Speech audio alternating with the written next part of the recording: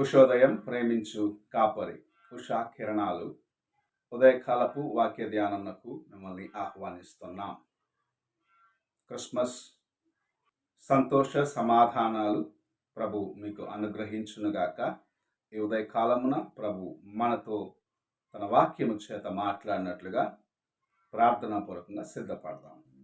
మమ్మల్ని మిక్కిలిగా ప్రేమిస్తున్న పరలోకపు తండ్రి, ఈ ఉదయకాల సమయానికై వందనము. మమ్మల్ని ప్రేమించి భూమికి దిగి వచ్చిన నీ కృప కొరకు వందనాలు తండ్రి. ఈ ఉదయకాల సమయమున నీవు జన్మమును మేము జ్ఞాపకం చేసుకుంటుండగా, దేవా, నీవి లోకమునకు వచ్చి చేసిన ఈ గొప్ప త్యాగమును బట్టి మేము నీతో నాయన అనగా తండ్రితో సమాధాన పడేదానికి మాకు ఇచ్చిన కృప కొరకు వందనాలు చెల్లించుకుంటూ ఉదయకాలమున మాతో మాట్లాడమని యేసు పరిశుద్ధ నామమున అడిగి వేడుకుంటున్నాను పరమ తండ్రి, ఆమేన్. ఈ ఉదయకాలమున లూకా సువార్త 2వ అధ్యాయము 8వ వచనం నుండి 12వ వచనం వరకు వాక్య భాగమును చదువుకుందాం. ఆ దేశములో కొందరు గొర్రెల కాపరులు పొలములో ఉండి రాత్రివేళ తమ మందను కాచుకొనుచుండగా ప్రభువు దూత వారి యుద్ధకు వచ్చి నిలిచెను. ప్రభువు మహిమ వారి చుట్టూ ప్రకాశించినందున వారు మిక్కిలి భయపడిరి. అయితే ఆ దూత భయపడకుడి, ఇదిగో ప్రజలందరికీ కలుగబోవు మహా సంతోషకరమైన సువర్తమానమును నేను మీకు తెలియజేయుచున్నాను. దావీదు పట్టణమందు నేడు రక్షకుడు మీ కొరకు పుట్టియున్నాడు. ఈయన ప్రభువైన క్రీస్తు. దానికిదే మీ కానవాలు.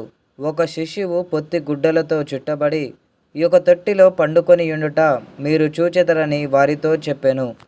చదవబడిన వాక్య భాగములో దేవుని దూతలు కొంతమంది గొల్లలు వారి యొక్క గొర్రెలను మేపుచుండగా వారికి దేవుని యొక్క శుభవర్తమానము తెలపటం చూడగలము.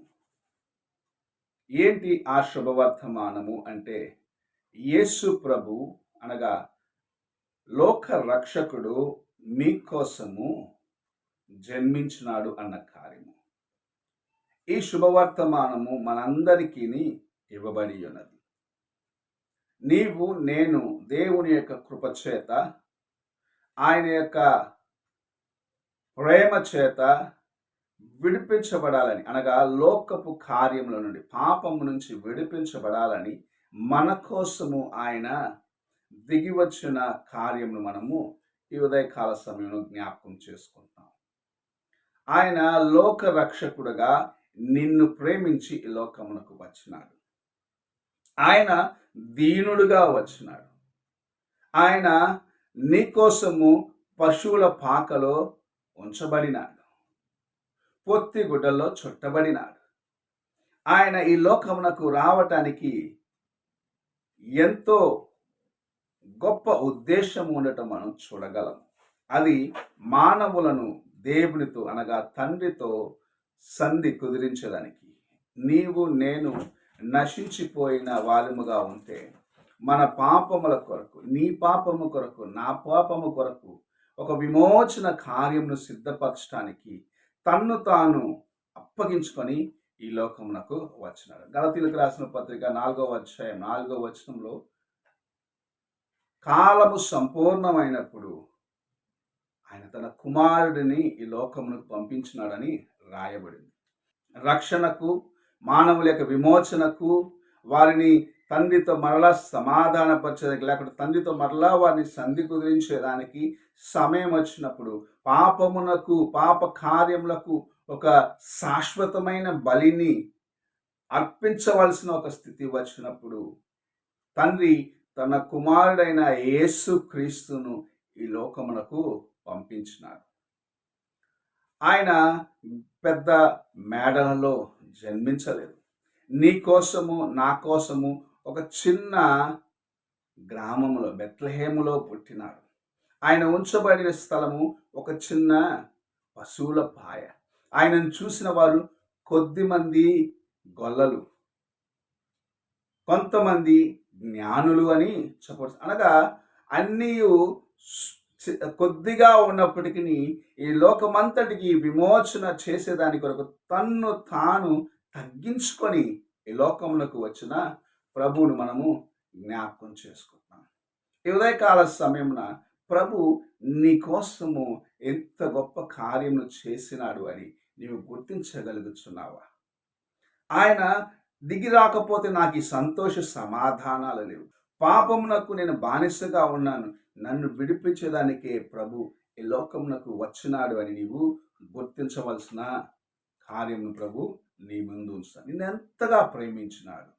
ఎంతో ఉన్నతమైన ఒక కృప నింపబడిన స్థలములో ఉన్నాడు. దేవదూతల చేత పరిశుద్ధుడు పరిశుద్ధుడు పరిశుద్ధుడు అని గాన ప్రతిగానాలు చేయబడుస్తున్న ఆ స్థలములో నుండి నీ కోసము ఒక చిన్న ఊరు బెత్లెహేమును ఎన్నుకొని అక్కడ ఒక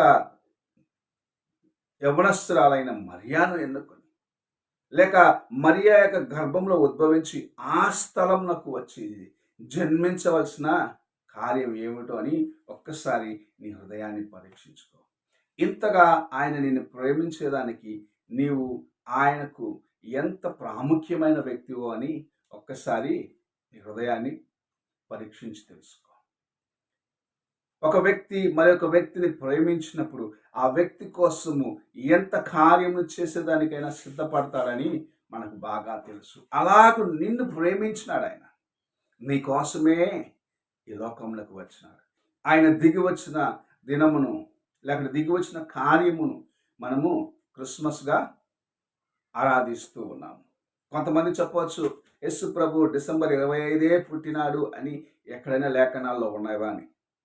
అవును, ఆయన క్రిస్మస్ దినమునే పుట్టినాడని లేఖనాలు లేకపోవచ్చు, కానీ ఆయన ఈ లోకమునకు వచ్చినది సాదృశ్యముగా ఆయన మన కోసము చేసిన ప్రతి కార్యము లిఖించబడి ఉన్నది. ఆయన నిన్ను ప్రేమించి లోకానికి వచ్చినాడు. అందుకే క్రీస్తు పూర్వం క్రీస్తు శకము అని క్యాలెండర్ విభజించబడినది.